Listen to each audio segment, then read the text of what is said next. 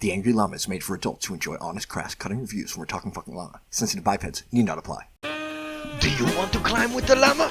Then you got to join the farm! Only 30% of the llama's viewers are subscribed. What horror!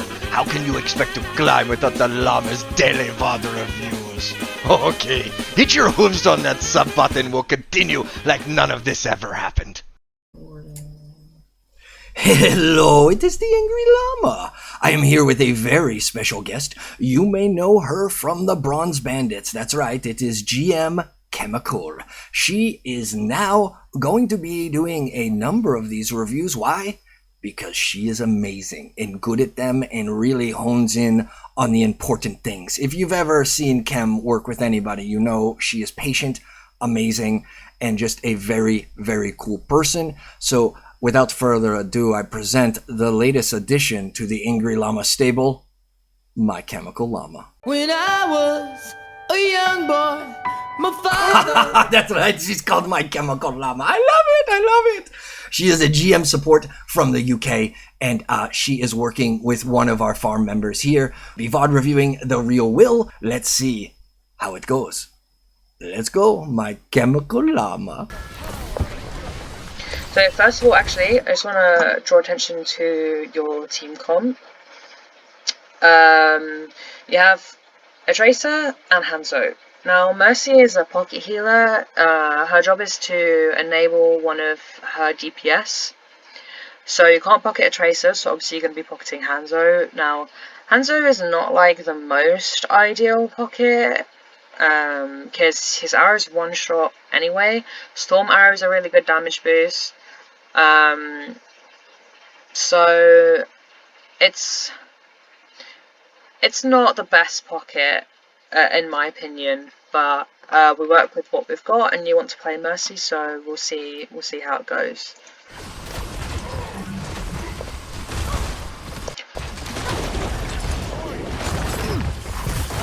Okay, so that right there, I am gonna say I think that happened because you have Guardian Angel prefers beam target on, and that setting allows you to do Guardian Angels that you sometimes wouldn't be able to do and get you places where you wouldn't be able to go, and I think that's why it propelled you to the wall instead of inside the room.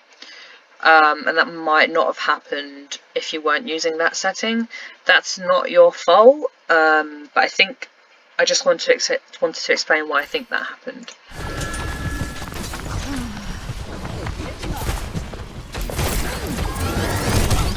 Alright, that's a damage boosted Echo. Not your fault.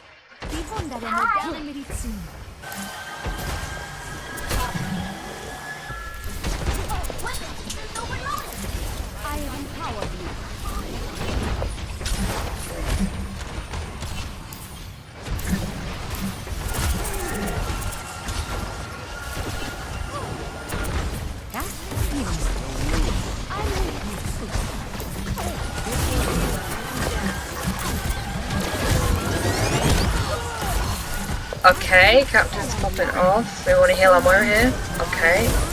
Maybe thinking about damage boosting our Moira because she's coalescing. We didn't.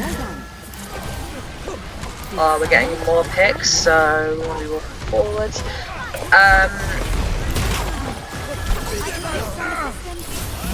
Okay, our team has gotten... Your team has gotten 3 or 4 picks. I'm not sure we needed to Valk, but it's okay, you get it back fairly quickly. But if we are gonna Valk in this moment, we want to be damage boosting. I didn't see a damage boost that Valk, and you want, if your team is trying to clear up a point, you want to be damage boosting with that Valk, not healing. Especially you have a Moira. Moira outputs so much healing. You can totally focus on damage boosting in your Valk, and I'll be interested to see your next Valk and if you damage boost. Hey, Moira needs healing. Moira still needs healing. Okay. That's a very... You've put yourself in a very risky situation there. Let me back it up. that's a bit too far.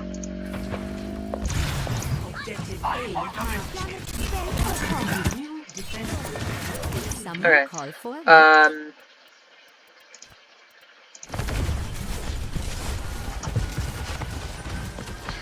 Okay, so we fly, we're in choke for ages, and you even clip, you get some of that echo, I forget what it's called, the burst damage bombs, sticky bombs. You get half of that on you, and that's what killed you the last time you died, was a damage boosted echo sticky bombs. And you put yourself in the same situation. You put yourself in the middle of choke to get to a hog. Hog has his own self-healing. Moira's there. She can throw an orb at him. That was a... You definitely could have died there, and it would have disrupted this entire push onto the point. So you're standing in the middle of choke. You're a Mercy. You're damage boosting Hanzo. You can just put yourself just here and still damage boost him, but you're just standing out in the choke. If they had a Widow or a McCree or a Soldier, you would have taken more damage by now and potentially could be dead. They have a Genji who's isn't going to be able to kill you from here, or not as easy as a McCree would be able to. And the Echo's already used stickies, so you're kind of okay. And the Hog is dead, so you're not going to die by hurt, but it's still good practice to be using cover when you can and not standing in choke. Excuse me, let me put it back.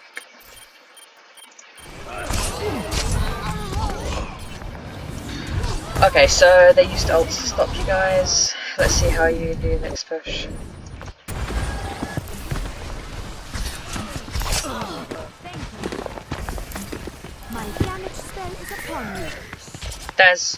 I hope you don't try and res, because there's absolutely so there's no point resing here. A few seconds have already gone down on the respawn timer. Spawns right here. Now I think Mercy's res is a very long cooldown. You're not going to have that cooldown for if someone dies in choke as you're pushing, or someone dies on point as you're pushing. When Hanzo would have taken him just a few seconds to be back with your team. There was try not to res in spawn, especially on 2CP. That's not much point. Okay, see, our team is pushing and using ults. Moira's committed with coalescence. Our Hanzo's dead. Imagine if you could res Hanzo right now as our team is committing ults to the point. It'd be really good to have him, but we don't have res, so this push is a 5-man push. Just damage boost Moira and Cole. That little bit of health she lost like quarter of her health, and you try to heal her. Moira does so much self-healing in her coalescence. Her self-healing gets amped up in Cole. She would have healed herself back up. Just keep damage boosting her. And Genji's got Blade again.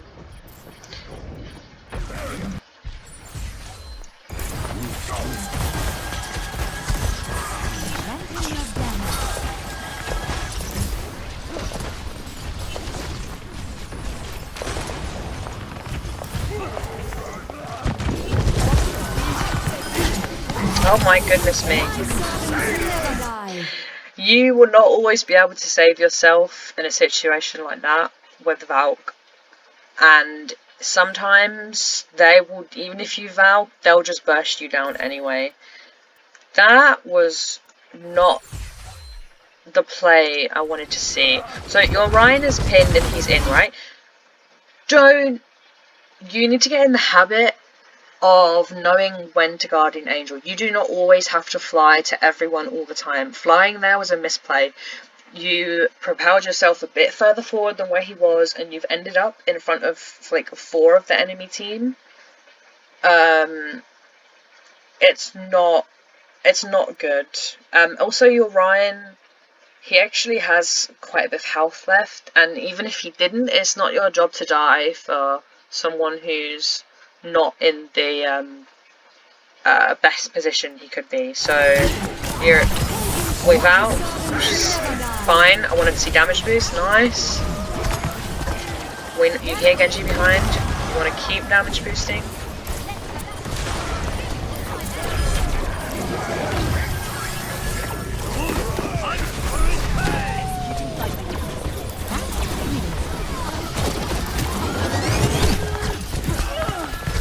Okay, again, we don't want to be flying onto the point in the middle of the fight. So pick on you means so much for them. They've got respawns without a mercy to be damage boosting and healing and rezzing. Their chances of winning the fight are much higher. You do not want to put yourself in the middle of the point there when you can heal from choke or behind cover. So you get naded, you don't die, lucky. Again, we're looking to put ourselves in danger for a Ryan who's out of position. We don't want to be doing that. And we're almost doing the same thing for a hog too. Don't want to be doing that. Okay, so this fight is lost. And it could have been lost sooner if you would have died at the start there. So we just want to be thinking about not flying to tanks who are out of position.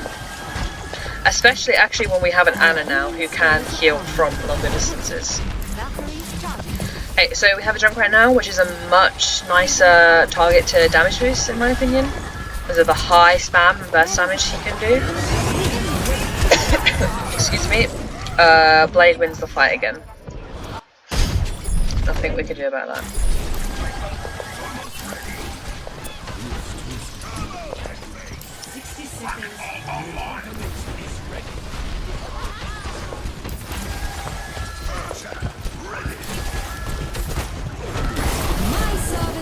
Okay, we use an initiating mount, which is okay.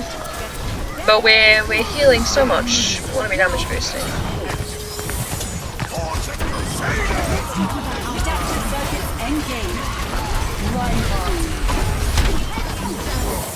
That's a good res. I probably would have done the same thing.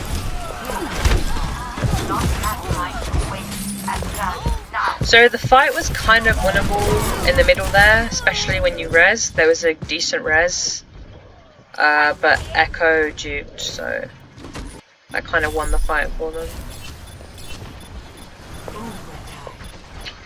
And that was such a prolonged fight that our team doesn't have time to react.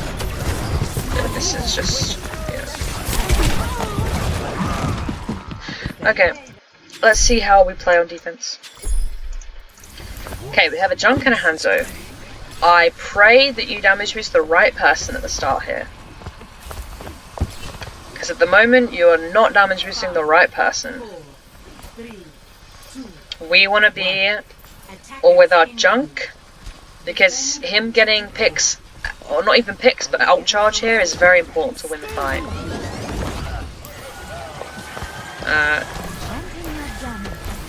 He's actually gotten 33% ultra. He would have had so much more if you'd been damage boosting him right now.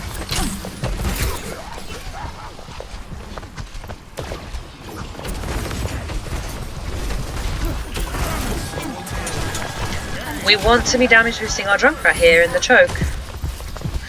You know what I think this is? I think this is you've queued with Cap and you've queued with him with the attention that you're going to pocket him because you queued with him.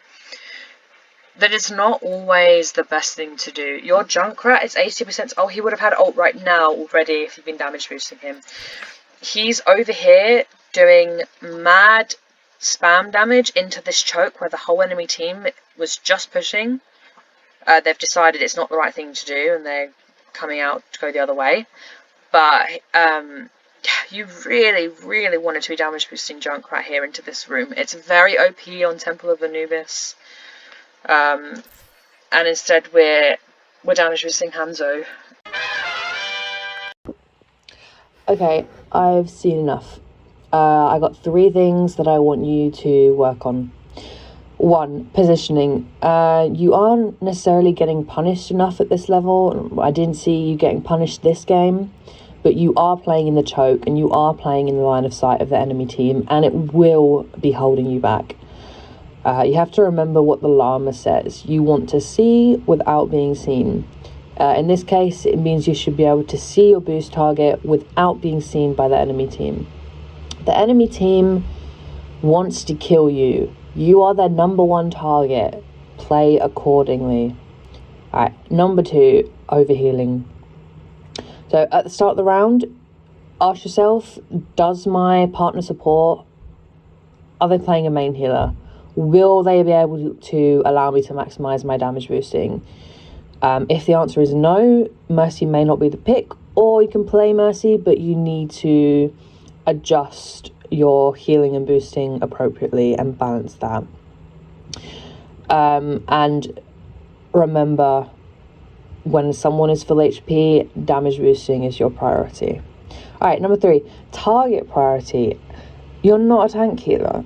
You're a pocket healer. You're the last resort for tanks, especially if you're literally flying into a fight's melee ranged healer tank. So when you're there to hard pocket someone, you need to understand the value of that hard pocket. So for this match specifically, it was a crime really to not damage boost a Junkrat, especially on Temple of Anubis. And no matter how much Captain wants your blue beam, you need to understand target priority. So to wrap it up then, all support players really should know this, but how to play Mercy in a match comes down to having lots of understanding of a lot of different heroes. This allows you to know who to heal, who to boost, and when you're doing each of those things. These are the next level thoughts you need on Mercy to climb. Mercy is not a throwaway pick. She's not an easy pick, but she is powerful and she needs to be respected as such.